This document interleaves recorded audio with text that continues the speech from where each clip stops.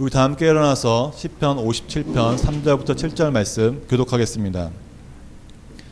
그가 하늘에서 보내사 나를 삼키려는 자의 비방에서 나를 구원하실지라. 하나님이 그의 인자와 진리를 보내시리로다. 내 영혼이 사자들 가운데서 살며 내가 불사지른 자들 중에 누웠으니 곧 사람의 아들들 중에라.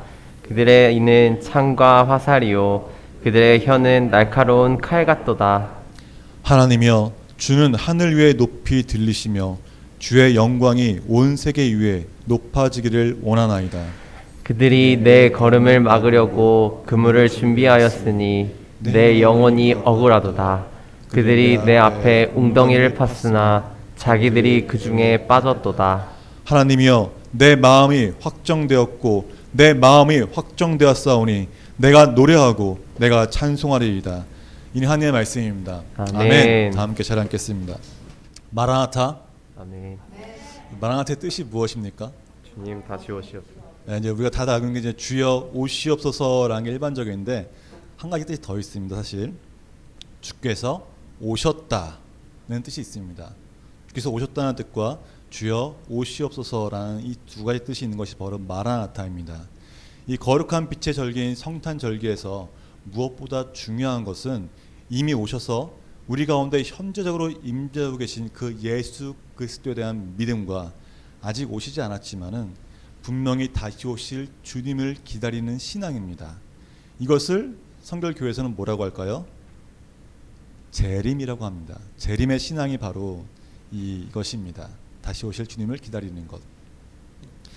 12월은 재림의 영역에서 주께서 전진해 온다라는 주제를 가지고 말씀을 전하고자 합니다. 오늘 말씀 제목이 뭐죠? 인자와 진리를 보내시리로다 라는 말씀 제목으로 은혜의 말씀 전하고자 합니다. 오늘 읽은 시편 57편은 정말 많은 분들이 아시고 또 익히 들어오신 유명한 시편 중에 하나입니다. 오늘 본문의 이 배경이 어딘지 혹시 아십니까? 사무엘상 24장의 말씀입니다. 우리 함께 말씀 한번 읽어보겠습니다.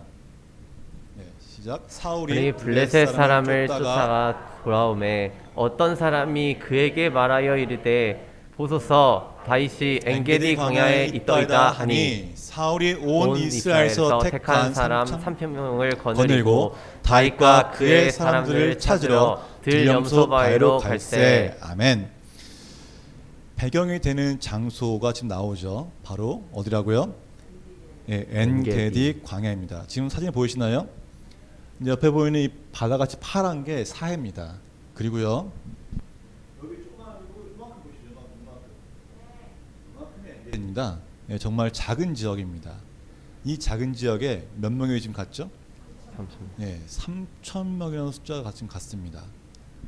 좁은 지역에 이렇게 많은 군사가 갔다는 것은 정말 샅샅이 하나하나 다 뒤져보겠다는 뜻입니다. 그것도 그냥 부른 게 아니라 이스라엘 중에서 선택한 3,000명입니다. 기본적으로 뭐 등치도 있겠지만은 추적술이나 그 깊이 잘 찾는 것들 이런 것들이 뛰어난 사람들이겠죠. 선택된 자들이니까. 근데 이것뿐만 아니라 이 사울의 마음속 깊이 맺힌 그 증오심, 다윗을 죽이고자 하는 그 도겨오른 눈으로 지금 사울이 찾고 있습니다. 사울뿐만 아니라 그 사울의 군사 3,000명 또한 사울과 같은 마음으로 찾고 있을 것입니다. 그들이 그냥 두리번두리번 찾는 걸까요? 아니겠죠. 우리 영화에서 보듯이 사극에서 보듯이 다윗아 나와라 이러면서 막 육두문자를 날리면서 구석구석 찾으면서 위협을 하고 막 정말 무섭게 굴면서 찾을 것입니다. 지금 그 상황입니다. 이 얼마나 떨리는 상황이겠습니까? 긴장되는 이 순간 그 아둘람 굴에서 고백한 시편이 바로 오늘 본문이 되겠습니다. 얼마나 이게 위급한 상황이냐면은 다윗이 고백을 통해 알 수가 있습니다. 그 첫 번째 고백입니다. 함께 봉독하겠습니다. 그가 하늘에서 보내사 나를 삼키려는 자의 비방에서 나를 구원하실지라. 하나님이 그의 인자와 진리를 보내시리로다. 아멘.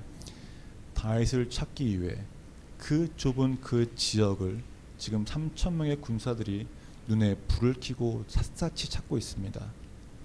언제 발각돼도 이상한 상황이 아닙니다. 정말 작은 틈새만 있으면 그 틈을 통해서 다윗을 찾을 수 있을 만큼의 시간입니다. 이런 상황 속에서 지금 다윗은 고백하고 있는 거예요.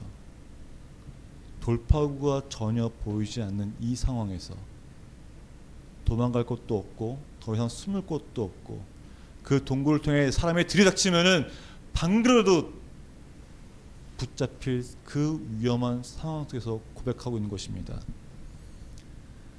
하나님께서 개입하시면은 어떤 문제라도 해결될 수 있다는 그 믿음의 고백입니다.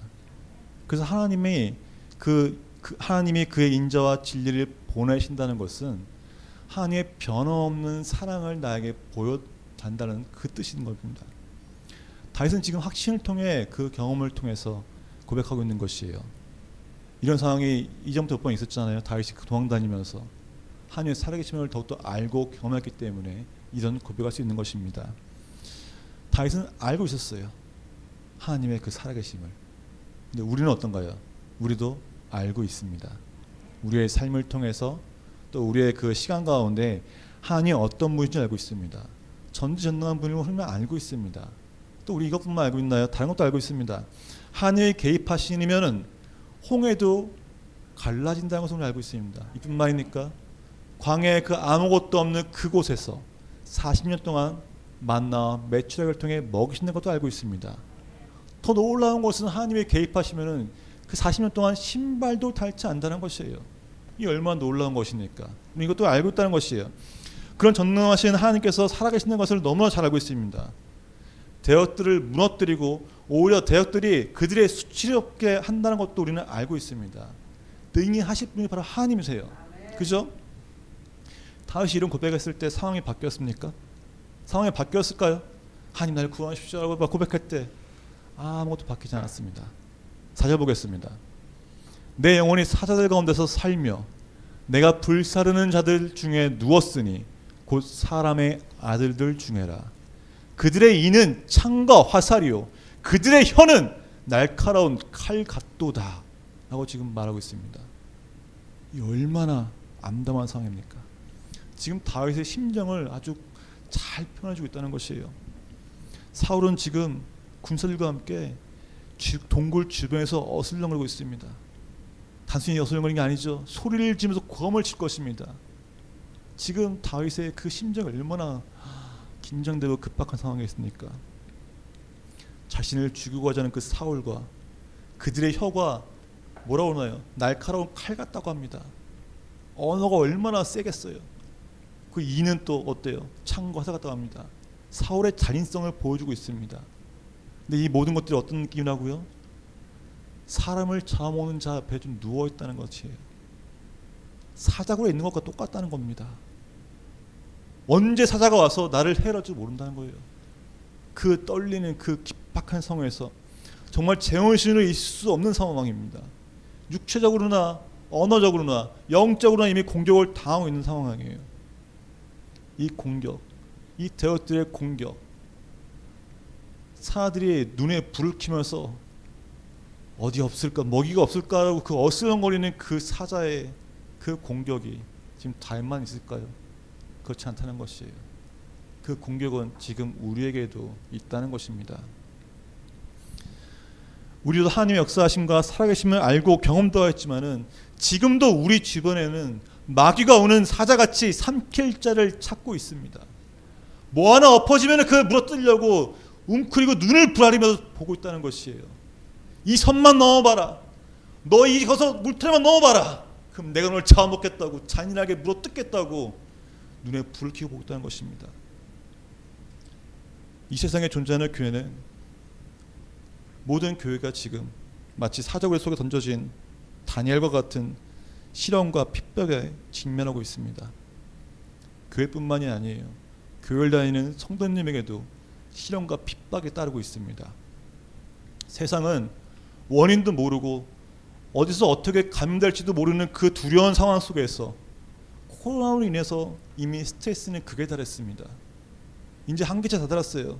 그래서 굶주린 사자가 먹잇감을 찾는 것처럼 화풀이해야 할 대상을 찾고 있습니다. 그게 지금 우리 교회와 교회를 다니는 성도님이라는 것입니다. 그러나 이런 위기 상황 속에서 우리가 의지할 수 있는 분은 오직 주님밖에 안 계십니다. 아멘. 다윗의 두 번째 고백을 보겠습니다. 하나님이여 주는 하늘 위에 높이 들리시며 주의 영광이 온 세계 위에 높아지기를 원하나이다. 아멘. 이 본문의 언어가 비슷한 느낌이 있지 않습니까? 이 말씀은 주기도문과 아주 비슷합니다. 하늘에 계신 아버지, 아버지 이름을 거룩하게 하시며 아버지의 나라가 오게 하시며 아버지의 뜻이 하늘에서 같이 땅에서도 이루어지게 하소서. 이 주기도문과 아주 비슷합니다. 단순히 자신을 구해달라는 것을 넘어서 하나님의 뜻이 이 땅 가운데 이루어지기를 간구하고 있습니다. 하나님의 살아계심과 하나님의 역사하심이 이 땅에 나타난 것이 무엇일까요? 바로 하나님 나라입니다. 곧 하나님의 통치하심이 이 땅에 나타나기를 간구하며 바라고 있는 것입니다. 근데 정말 재미난 것은 지금 다윗이 집에 편히 앉아서 하나님 나라 오시옵소서라고 편포하고 있나요? 아니란 것이에요. 동굴 속에서, 그 굴 속에서 고백하고 있던 것입니다. 굴이 어떤 굴입니까? 이 굴은 동물들이 살기 위해서 가는 굴입니다. 피할 데 없으니까 피하기도 하고, 집이 아니에요. 굴이에요. 그뿐만입니까?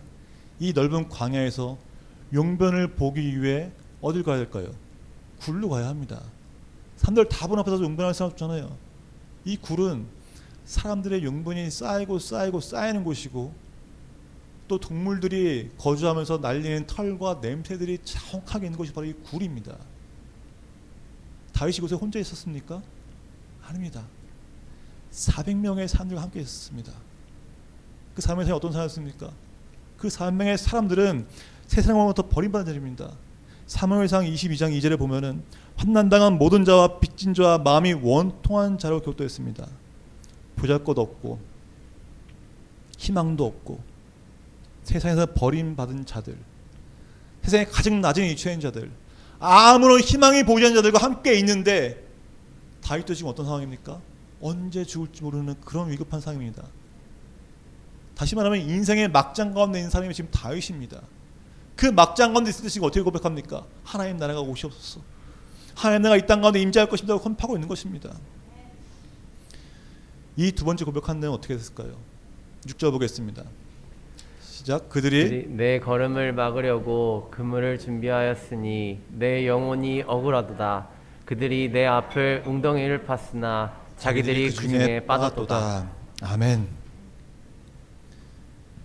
다윗의 걸음을 막으려고 그물을 준비하였으니 내 영혼이 억울하다고 말하고 있습니다. 그물. 우리는 느끼지 않고 있지만은 사냥꾼들이 동물을 잡을 때 쓰는 것이 바로 그 그물이라는 거예요. 얼마나 이게 비참한 상황입니까? 자신의 비참함을 말하고 있습니다. 근데 그 비참함이 자기의 실수입니까? 다윗이 사울을 해하려는 한 적이 있습니까? 전혀 없다는 거예요. 사울이 악계에 붙잡혀서 힘들어할 때 다윗은 거기서 비파를 연주했습니다. 다윗은 하늘을 위해서 전쟁을 나가고 여러 가지를 했다는 것이에요. 근데도 불구하고 백성들에게 인기가 많다는 이유만으로 이렇게 도망쳐 지사가 되었습니다. 나를 죽이려고 하는 그 사자 같은 사람들이 여전히 찾으면서 소리치면서 자신의 생명을 위협하고 있다는 것이에요. 이게 얼마나 기가 찰 노릇입니까? 억울하기만 합니다. 정말 억울한 일인 거예요. 난 아무 잘못도 없는데. 이거 어떻습니까? 세상에 나가면은 하나님을 믿는다는 이유만으로, 교회를 다닌다는 이유만으로 이유 없이 시비 거는 사람들 많아요. 억울하지 않습니까? 그 억울함을 하나님 아신다는 거예요. 이어서 보면 뭐라고 나와요?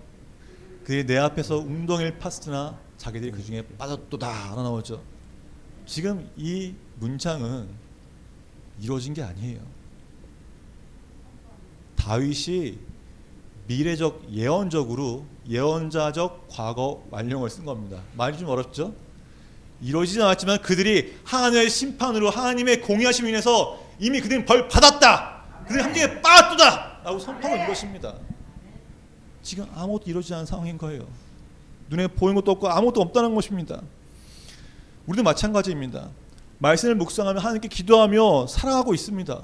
기도는 얼마나 우리 애가 지어달라고 기도합니까? 하나님 이것 좀 이루어주세요. 하나님 이것 좀 해주세요. 급합니다. 하나님하고 기도하잖아요. 아무런 응답 없어 보십시오. 아무런 응답 없이 아무도 응답이 없고 하나님 묵묵히 있을 때 얼마나 답답합니까? 다윗은 그런 상황입니다. 지금 여기서 다윗이 다르다는 거예요. 다윗은 이런 상황에서도 예언자를 선포하고 있습니다. 이것은 이루어졌다고, 되었듯이 쓰러졌다고 선포한다는 것입니다.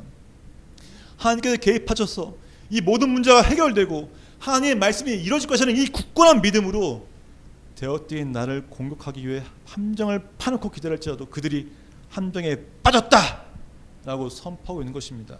아멘. 세 번째 고백입니다. 함께 봉독하겠습니다. 하나님이여, 내 마음이 확정되었고 내 마음이 확정되었사오니 내가 노래하고 찬송하리이다. 찬송하리이다. 아멘. 다윗이, 이 다윗의 현실은 지금 어떤가요? 눈앞이 아무것도 보이지 않는 상황입니다. 지금 고백하고 선포하고 있지만은 아무것도 이루어지지 않은 상황입니다. 여전히 지금 동굴 앞에서는 군사들이 불을 켜고 소리 지르며 찾고 있는 상황입니다. 목숨이 언제 달아날지 모르는 상황입니다. 근데 다윗은 이 인생의 막다른 곳에서 소망도 비전도 보이지 않는 사람들과 자신도 지금 어떻게 할지 앞길을 모르는 상황 속에서 이 어두운 동굴 속에서 선포하고 있는 것입니다. 다윗이 지금 어떤 심정입니까? 아까 우리 첫 번째 고백과 두 번째 고백에서 알았듯이 정말 절망적인 상황이었습니다. 심리적으로 불안하고 어떻게 할지 모르는 그 두려움 가운데 있는 상황입니다. 그러나 지금 어떻게 하고 있을까요? 힘차게 선포하고 있습니다. 하나님의 개입하심을 믿고 고백하지만은 현실이 바뀌지 않는 이런 두렵고 어려운 상황에서도 하나님의 개입하심을 확신하며 선포하는 다윗, 이것이 바로 다윗의 믿음입니다. 아무것도 이루어지지 않았지만은 이것이 이루어졌다고 선포하고 믿고 나아가는 그 다윗인 것입니다. 하나님의 약속이 반드시 이룬다는 것을 선포하고 내 영이 오히려 깨어나서 하나님께 찬송할 것이라는 선포하는 것입니다. 바울이 감옥에 갇혔을 때 어떻게 했나요? 실망했나요? 낙담했나요? 아니요. 바울도 감옥에 갇혔을 때 목숨이 위험할 때 오히려 찬양했습니다. 하나님을 높였습니다. 생명의 위험을 당한 중에도 여유를 찾아 하나님을 찬양한다는 것이에요. 우리가 닥친 이 상황이 너무나 어렵고 절망적인 상황일지라도 우리가 마음의 여유를 찾아서 그 짧은 순간에도 나는 괜찮다, 하나님이 함께 하시니, 아멘. 하나님이 역사하실 거라는 그 마음의 여유를 찾아서 더욱더 하나님을 높이며 찬양해야 하는 것입니다. 아멘. 움켜들고 내가 두렵고 떨려서 너무나 무섭고 어려울지라도 내 영아 깨어나라, 내 영이 깨어나서 더욱더 하나님을 바라보라고 선포하는 것입니다. 아멘. 이것이 바로 믿음인 것입니다. 아멘. 우리가 아무리 어려울지라도 대적에 우리가 오히려 하나님을 찬양하고 우리가 어려운 상황에 처해서 남들이 봤을 때도 너 어떡하니 너? 이러고 있을 때 하나님을 더 높이 찬양할 때 우리의 되어뜨는 그 모습을 보면서 우리의 대적하는 그 마귀들은 우리의 모습을 보면서 간담이 선해질 것입니다. 이것이 바로 믿음이에요. 아멘. 이것이 바로 다윗입니다. 이런 믿음이 있었기 때문에 다윗은 승리할 수 있었습니다. 아멘. 하나님께서는 우리가 대적들과의 전쟁에서 이길 수 있도록 이미 우리에게 그의 인자와 진리를 보내었습니다. 그게 누구십니까? 누구시라고요? 예수님. 누구시라고요? 예수님. 누구시라고요? 예수님. 바로 하나님의 변하지 않는 사랑의 증거 예수 그리스도입니다. 아멘. 우리가 인생의 막다른 곳에 있을지라도 지금 생명의 위협이 다가오며 우리를 해치려는 그 대적들이 눈에 불을 켜고 찾을지라도 하나님께서 이 땅에 보내신 그 예수 그리스도를 통해 우리는 죽기를 피할 수 있습니다. 우리는 죽기를 피한다고 선포하면 되는 것이에요. 십자가 앞으로 나아가십시오. 아멘. 우리를 구원해 주시고 우리의 대장 되시는 그 예수님이 계십니다. 주님은 지금도 우리를 살리시기 위해서 우리를 회복시키기 위해서 나에게 오렴 하고 손을 내미시는 분이라는 겁니다. 아멘. 그 주님의 손을 잡으십시오. 아멘. 승리할 수 있습니다. 아멘. 그런 주님이 지금 전진해 오고 계십니다. 우리 앞으로 전진해 오고 계십니다. 승리의 깃발을 들고 승리의 군사들과 함께 그 영광의 군대들과 함께 전진해 오고 계시는 겁니다. 아멘. 이런 승리는 바로 하나님을 신뢰하는 자에게 주어지는 영광입니다. 사랑하는 여러분, 우리의 삶 가운데 그 주님의 개입하심이 필요하십니까? 어떤 상황에 계십니까? 정말 하나님의 살아계심이 있고 하나님의 응답하심을 통해 내 삶에 강력하게 개입하시길 원하십니까? 아멘. 그렇다면 우리의 기도가 바뀌어야 합니다. 우리가 본문을 통해 알 수 있듯이 지금 다윗은 먼저 하나님 나라와 의를 구했습니다. 당연한 말이지만은 마태복음 교독도의 6장이에요. 먼저 하나님 나라와 의를 구하면은 너의 필요한 모든 것을 다 주겠다고 말씀하십니다. 먼저 구할 것은 하나님 나라와 의입니다. 하나님의 통치하심이 하나님 나라가 이 땅 가운데 임할 수 있도록 기도해야 하는 것입니다. 두 번째로는 상황뿐만 아니라 우리의 처한 상황뿐만 아니라 우리의 심정까지도 하나님께 고백해야 한다는 것입니다. 하나님께서 우리의 모든 상황을 모르실까요? 이미 다 알고 계세요. 근데 왜 고백해야 될까요? 하나님은 인격적인 분이세요. 기도는 일방적으로 통보하고 통제하는 게 아니라 기도는 하나님과의 소통입니다.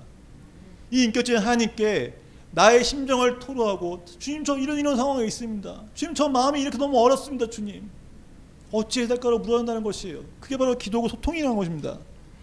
하나님은 인격적인 분이기 때문에 우리의 그런 기도를 좋아하신다는 것입니다. 거두려 말고 결론만 딱 얘기해서 하나님 나 이렇게 해주십시오 라고 말하면 이게 소통입니까? 그건 교만이에요. 통보예요. 통보. 하나님과 소통합시다. 아멘. 마지막으로 하나님을 신뢰하시며 선포하십시오. 하나님을 신뢰하는 자만이 진정 선포하는 것입니다. 아멘. 이것이 다 됐다고. 아무것도 이루어지지 않은 상황이지만 이건 됐다고. 왜요? 하나님이 개입하시기 때문에. 아멘. 하나님 날 사랑하기 때문에 선포하는 것입니다. 내 기도가 응답되어 이렇게 될 것이라고 선포하면 좋겠습니다. 함께 선포합시다. 자, 이 땡땡땡에는 뭐가 되어야 될까요? 자신의 말이 들어가겠죠. 그죠? 준비되셨습니까? 준비되셨습니까? 뭐가 들어갈지 함께 선포합시다. 나의 기도가 응답되어 나는 승리자일 것이다. 저만 했네요. 우리가 기도가 항상 하시는 게 있을 겁니다. 하나님 나에게 이렇게 해주십시오. 근데 결론이 어떨까요? 사람마다 다르겠죠. 어떤 평안일 수도 있고 건강일 수도 있고 재정 회복일 수도 있고 회복일 수도 있고 가정이 있고 여러 가지가 있을 것입니다. 그것 중에 하나가 이미 하나님이 나의 삶에 개입하셔서 선포되었다라고 선포하는 것입니다. 우리 한번 다시 한번 선포합시다. 하나 둘 셋. 나의 기도가 응답되어 나는 승리할 것이다. 우리 함께 이 기도에 응답하시는 우리의 모든 상황을 아시면서도 우리의 모든 기도를 들으시고 듣길 원하시고 우리가 소통하길 원하시고 또 우리에게 힘을 주시며 대적에 승리할 수 있는 그 믿음을 주신 하나님 함께 찬양하길 원합니다. 우리 함께 찬양하겠습니다.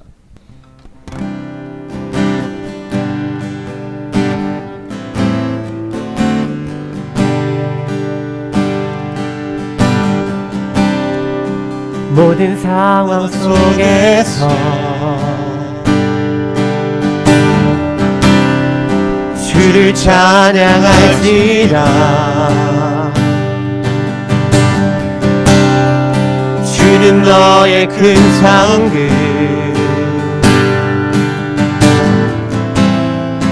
큰 도움이시라. 주의 얼굴 구할 때 주의 영을 부사 크신 사랑 안에서